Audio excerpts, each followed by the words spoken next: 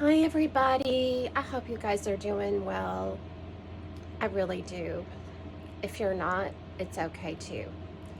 It's totally fine. It may not feel like it's fine, but it's okay. And, you know, with everything that we're hearing, we are truly living in like this end times. It appears that it's an end times apocalyptic, catastrophic society. And, you know, for those of us who've been sick for any length of time, and please excuse my hair, y'all, I've had the flu for probably, I guess it's flu number 4 now in the last year and a half. So I'm cool with it. Not a big deal. For those of us who've been chronically ill, the SHTF happened like, it may be happening for you now, or it could have happened to you 10, 12 years ago, 20 years ago, 30 years ago. It doesn't matter. We've already experienced the SHTF. And so, and I'm sorry I haven't made a video any sooner. And this may be a short one because I've just been in the trenches. And if you know, I know you probably know. But with all of this stuff that they're hitting us with, it's just so end of the world. And for those of us who have been afflicted, we are so well versed in that. Chances are you've already been through all sides of the spectrum. You felt like giving up. You want to check out. Maybe you feel like you're checked out right now. Projects have gone undone. Plans, forget about it. Every time you realize that you can't make any plans anymore. And when you do, it's like a wave out of nowhere comes up and knocks you back down. And to me, that's just so characteristic of chronic illness, right? And of Lyme, especially. But I'm not going to exclude any other illnesses out there. Because I think essentially we go through the same thing. Right, like with Lyme, it's over 450 symptoms and counting. I know I've been through them all. Maybe there's more to be had. Maybe there's more to be had. That's okay. You know, one thing I think that we have an advantage over is that we know what it's like to have the rug pulled out from underneath us. So anything out there externally that can happen, I think for us, I think we're actually more well equipped to handle it.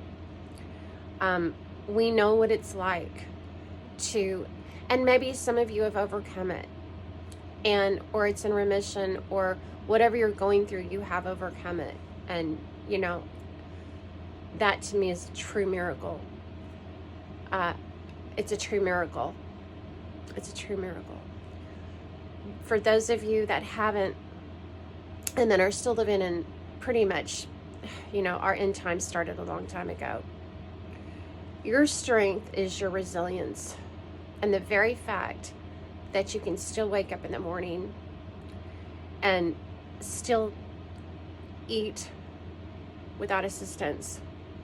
I'm sorry, I don't want to sneeze. And still be able to somewhat care for yourself. Excuse me. Your ability, psychologically, you've been on the battlefield. You've already been on the battlefield. You are on the battlefield. And so the things, in my opinion, that are a potential threat to us, I'm sorry, I probably should wait until I'm totally well. LOL. Y'all, I don't know what that is. Don't. Maybe you don't either. Excuse me. Pardon me. I wouldn't know what to do. In fact, you know, I have had a few breaks, and I just have to put the pedal to the metal because I think, man, I'm going to get this house in great shape. I'm going to get a job outside of the home, right? Outside of the home. And then that tsunami comes, and it's like you're in the undertow, and you go, whatever. you know, God, how I look at it is God is using us in ways that only He understands, that He knows, and He's keeping us close to Him. And our job is spiritual and to patiently endure suffering. To me, that's a high calling. So, to me, our threats, our external threats, are what we're looking at, right, is food shortages. And which to me, I don't think the food's going to be totally gone. Okay, I just don't. However, I'm not resting my laurels on that fact of the difficulty of acquiring food, which means if you are really struggling with this illness, you know what it is to get the courage, not necessarily, well, it does take courage, strength, and resolve to go to the store to get what you need. And the last time that I went, I noticed that everything was very tightly compartmentalized. And I've known about this for a long time. Probably a couple of years ago, I had heard about it happening, but when I talked about it, nobody really believed me. And I found I was kind of on an island of my own, a one-man island. However, now that it's playing out, you know, I'm glad that I have done some of the things that I've done. So here to me is the bigger threat. It's the standing in line and the energy that you're going to expend that you probably don't have if you don't have some backup food. And depending on what kind of diet you're on, I don't see anything wrong with ordering stuff online at this point. And maybe you already have taken care of some of that. But I think that there are so many channels that can tell you best what to buy and to what to store and what to have. But I think that is something realistically that we have to plan for. And be willing in some ways to make changes. That doesn't mean we have to go full on sugar, whatever. But I'm just saying that I going off regular brands, I think, it just seems to me that this is going to be a lifestyle for Americans for a very long time. It's just that accessibility to goods, that instant accessibility, and possibly standing in lines. And for those of us with illnesses like this, it's very difficult to do that. So, if you're kind of isolated in your home and you spend one time maybe in one room more than others, you know all about living on your bed. I think a microclimate, having the ability to set up a microclimate, is very important. Now, if you live in an area, say, that you don't need air conditioning, in my opinion, consider yourself lucky and blessed. I live in a very inhospitable, hot climate. And as a result, I do have a window unit that I can run off of a generator, which means that it's going to require some gasoline. And there are solar generators as well. Blue Eddy, you might check into a Blue Eddy. And setting up the solar panels for that, you might need some help for that. I'm hearing all kinds of things about the grid going down, all of that, and the ushering of a new currency. And maybe that's all true. I do at some point have to take to heart, or I have to be realistic, and that we're just going down it's a new era. We just happen to be living in a new era. There's only so much that we can do. There really is. And if you're able to create a microclimate, especially if you live in the South, I think it's worthy of the investment And I hate to say if you have to finance it, because I don't want you to go into debt. But in the long run, you have to think about being able to withstand bugs, mosquitoes. In my area, yellow fever was a killer. I looked back in different history books and did some research online. And I had followed the journal of a man who lived in Texas at the time when yellow fever was rampant. And, you know, a lot of people perished. I mean, a large amount of people perished, and that was a mosquito-borne illness. And, you know, if you have that ability to at least have one room in your house air conditioned, or even a window unit fan, there are portable generators. Power Horse is a good one that you can get. They're very simple and user-friendly.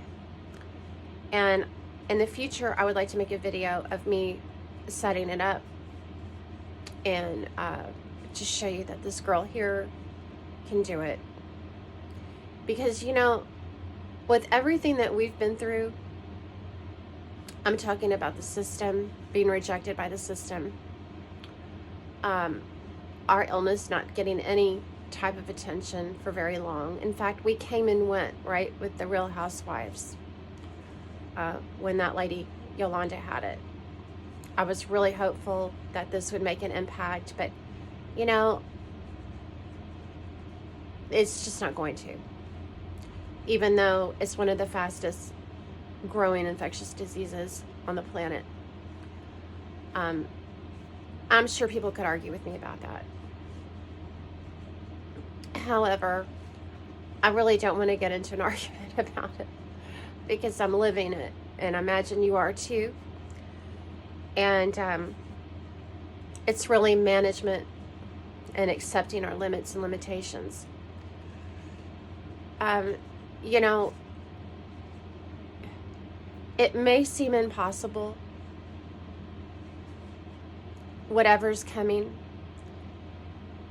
but I guess my main message is that you have that strength and that resolve in you. In fact, you're ahead of the game, in my opinion. I remember when I was trying to get in to see somebody up in New York or Boston. It was up on the East Coast to be treated.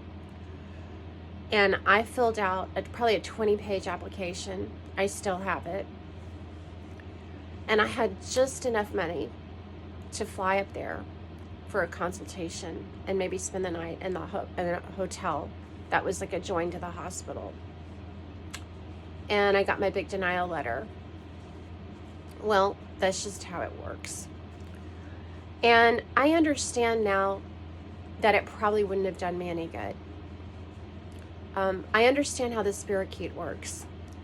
So with the knowledge comes power. And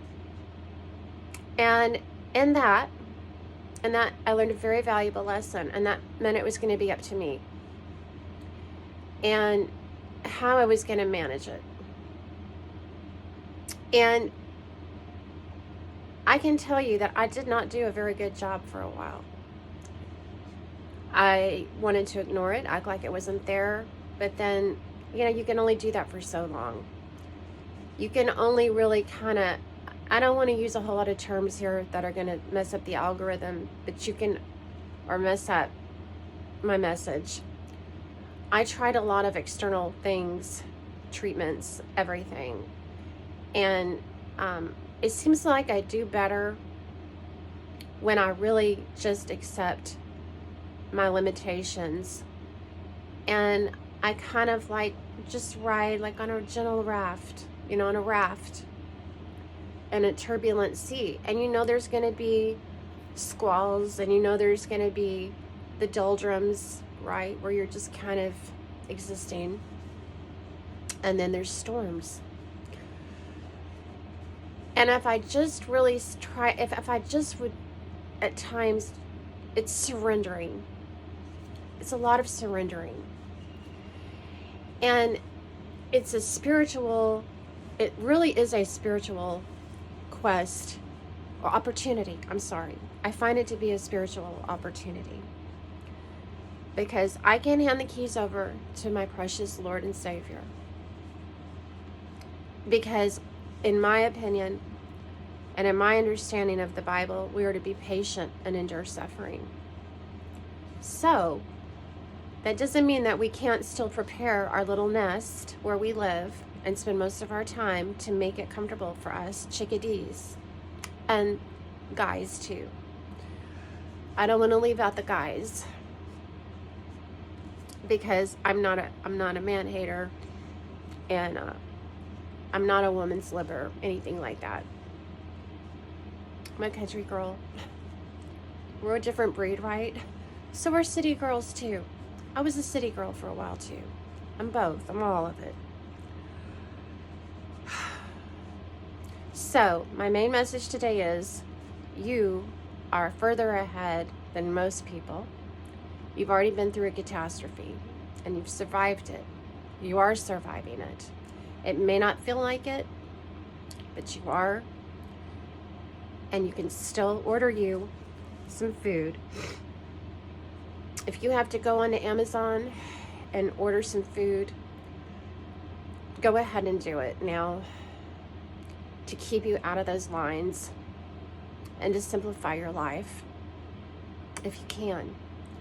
Because I don't want you getting caught out in the mob mentality and just people that are acting a mess as a crime victim and survivor. The man who perpetrated that crime, I know I'm going to sneeze. The man who perpetrated the crime against me, and that is for another video. I know I kind of drop that in, right? I don't know why they're connected to me, but I think it's the experience, right? I think it's really that catastrophic experience in many ways why they're interrelated. And my health did really start to decline after that event. It took it about 2 years, and I noticed that I was physically not the same anymore. But he told me that he was looking for someone to rob. And then he saw me and changed his mind and was carried out a really unforgivable act. In my ways, it's truly unforgivable, but I'm a Christian. And I do forgive him. I don't really forgive what he did. But there are people out there like that. And they can sense when you're weak. In fact, that's what they do. You know, they've got that kind of radar in there. So if you have a way to store gasoline, if you don't, by all means, don't do it. Whatever you can do to maintain some degree of lessening your exposure to really people's insanity. And I don't even know if that's possible, but realistic for you. But I do believe you can minimize your struggle by preparing the best you can. And, you know, in my experience, it has served me well. It was not popular, but I'm going to stop it there. I've already been talking way too long. But I do want to reiterate that you have tremendous strength and resolve. And I do believe that you're ahead of the game in that. And if you do have to go stand in line, I know you can do it.